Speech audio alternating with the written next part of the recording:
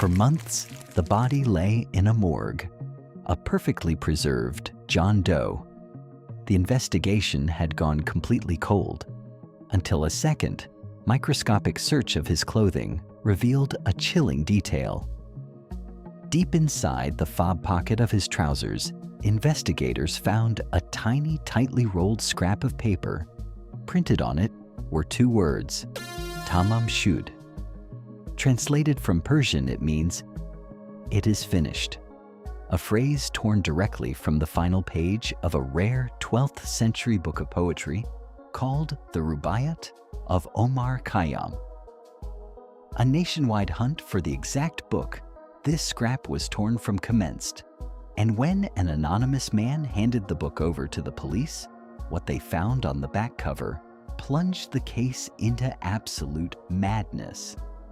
Faintly etched in pencil was an encrypted code, 5 lines of random, nonsensical letters, a sequence so complex that the world's top cryptographers, from British intelligence to the CIA, have spent over 70 years trying to crack it. Modern supercomputers have analyzed the cipher. The result? Total failure. It is an unbreakable code. But written directly below that unbreakable cipher was an unlisted telephone number, a number belonging to a young, enigmatic nurse named Jessica Thompson, a woman who lived just a short walk from where the dead body was found. When detectives interrogated Nurse Jessica Thompson, her reaction was as cold as the Somerton Man's body. She claimed she didn't know him, but when they showed her a plaster cast of his face, witnesses said she looked terrified, as if she had just seen a ghost. Yet, she refused to look at it again and denied everything. But here is where the official narrative begins to fracture. Years later, Jessica's own daughter came forward with a terrifying revelation. She stated that her mother not only knew the Somerton Man, but that they were both deeply involved in a Soviet espionage ring. Jessica, it turned out, spoke fluent Russian, a fact she had hidden from everyone, including the police. And the Somerton Man? His pristine physical condition, his lack of identity, and the untraceable poison point to one clear conclusion. He was a highly trained intelligence operative. The timing was too perfect. Just a few miles from the beach, a highly classified British-Australian missile testing facility was operating in secret. Was the Somerton Man attempting to acquire nuclear secrets? Or was he a double agent, eliminated by his own handlers before he could defect?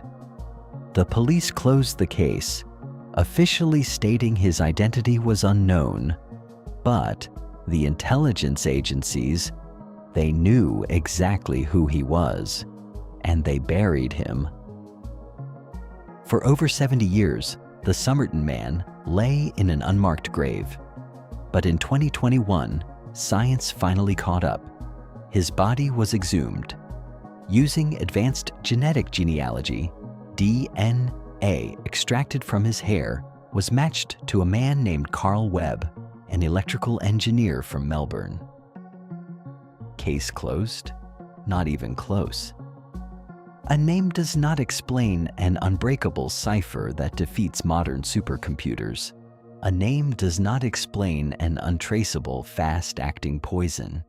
And it certainly does not explain his secret connection to Nurse Jessica Thompson and a suspected Soviet espionage ring. Carl Webb might have been his name, but his true mission, the secrets he carried in his mind, and the people who ultimately silenced him on that beach, remain locked in the shadows. The Somerton Man is no longer a ghost, but the truth of what he died for is still buried. So I leave you with this question. What do you think he was carrying that was worth erasing his entire existence?